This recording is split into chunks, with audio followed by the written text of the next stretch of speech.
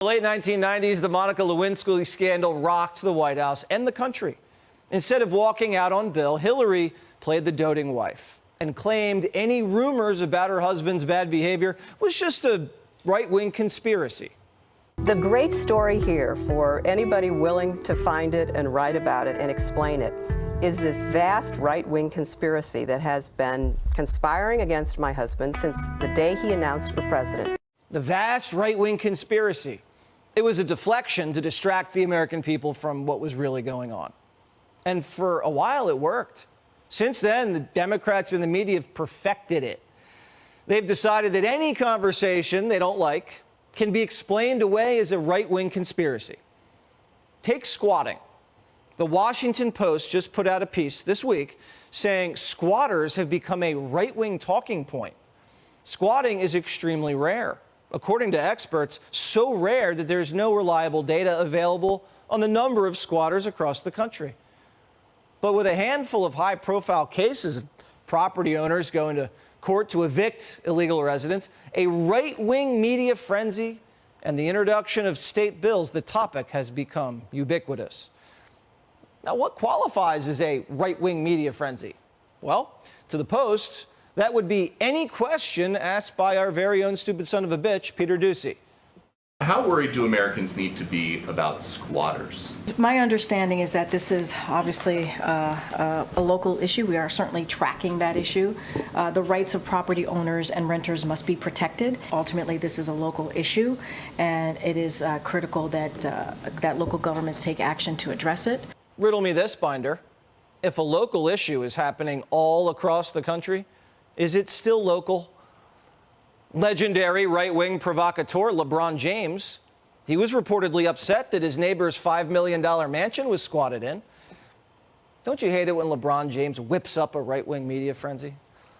8 gun-toting Venezuelan illegals were just arrested for squatting in a Bronx home. 5 of them were released, of course, without bail. One of the suspects, a member of the vicious Venezuelan street game, whose name I won't pronounce. This isn't a right-wing issue. It's an American issue. Every night on the local news is another squatting story. My tenants only pay me 1 month's rent. They know the game. They know after 30 days, you cannot evict them. No court case should go 7 years. Why can't you just change the locks? Oh, I will be arrested instantly. So here you are. You have to pay the upkeep of the house. Right. I pay the and not getting any rent? I'm not getting any rent, and I'm paying the gas and electric every month. 4 stories repeated over and over and over again by irate and often unwitting property owners. Every time we point out social problems, the media mocks it as a conspiracy. Remember at the beginning of the crime wave? This is how CNN covered it. You see the right-wing machine kick in, media machine kick in, when you see Trump's poll numbers go south. Crime is rising as they defund police. Oh, my gosh, it's so bad. And they get defunding police. It's like, God, I miss them. Biden's open border, another right-wing conspiracy. At first, they said there wasn't any illegal immigration, and now they say illegal immigration is an opportunity.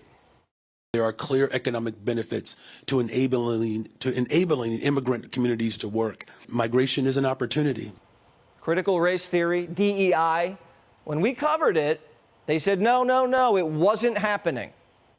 The most idiotic and racist theories had to do with their newest boogeyman: diversity, equity, and inclusion, DEI. Critical race theory, which, by the way, isn't even taught in public schools to begin with. Critical race theory is not taught in any K-12 school in America. They haven't been watching DEI Thursday. From inflation to Biden's mental fitness to the lab leak to the laptop, when they call something a right-wing conspiracy, think Monica Lewinsky. I know that everyone here will soon be marching over to the Capitol building to peacefully and patriotically make your voices heard. It's not about justice. It's not about agenda. It's not about mobilizing people. It's about dialing for corporate dollars. These two parties have sold the U.S. government and the American people to the highest bidders.